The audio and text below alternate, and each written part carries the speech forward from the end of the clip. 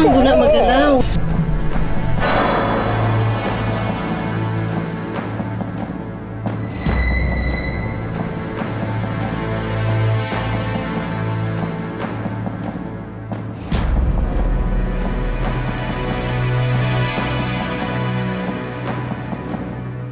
Ayaw ka mo dito naman.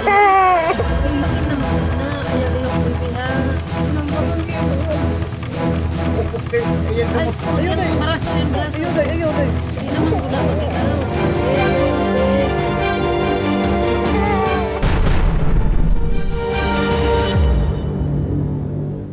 Ayaw ka mo dito naman. Ayaw ka mo dito naman.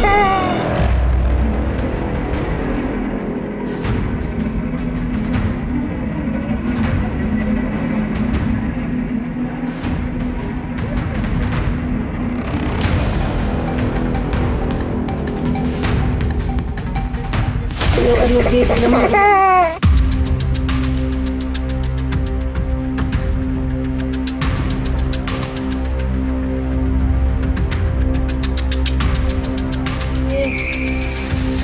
Ma, yung tinga ko masakit. Umiyak siya kasi masakit daw.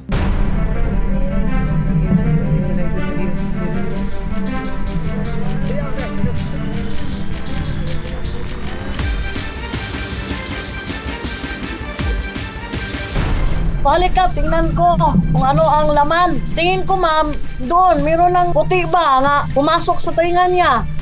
Kumuha ako ng pang color sa kilikili. Hindi po siya mahawakan, madulas. Iyak ko na siya nag-iyak ma'am kasi masakit daw. Ayaw ka mo dito naman. Takot po ako ma'am, kinabahan kasi wala akong pera noon. Noong time na yun, wala akong pera eh.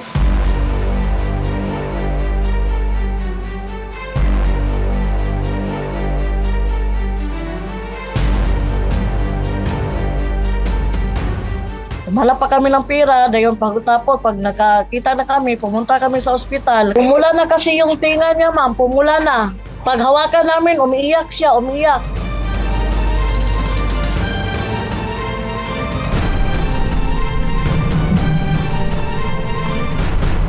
Pagka ganyan may foreign objects sa loob ng tenga, lalo na sa bata, anything na kaya nilang ipasok dyan, ipapasok nila. Beads or mga corn o basta small things, papasok nila yan dyan. Ang problema, if you try to remove it, tapos wala kayo ng tamang instrument, mamamaga yung tenga.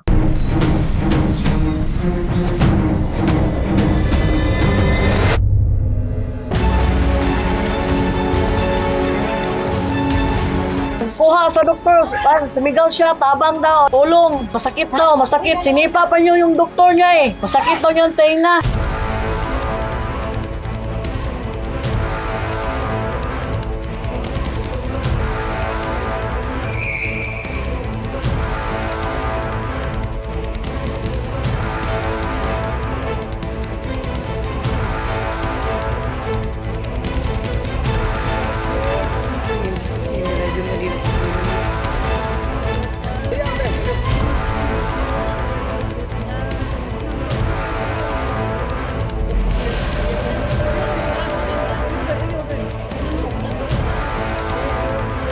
Mahilig siya lang lagay-lagay ba ma'am?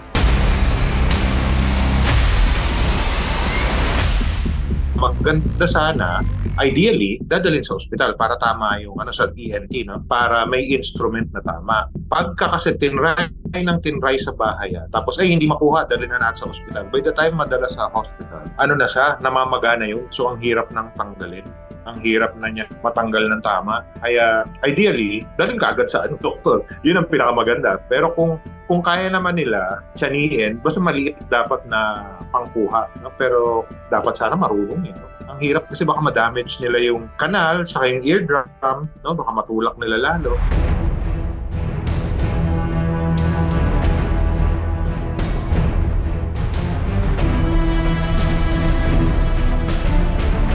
Guna magalaw. Ayaw ano dito naman.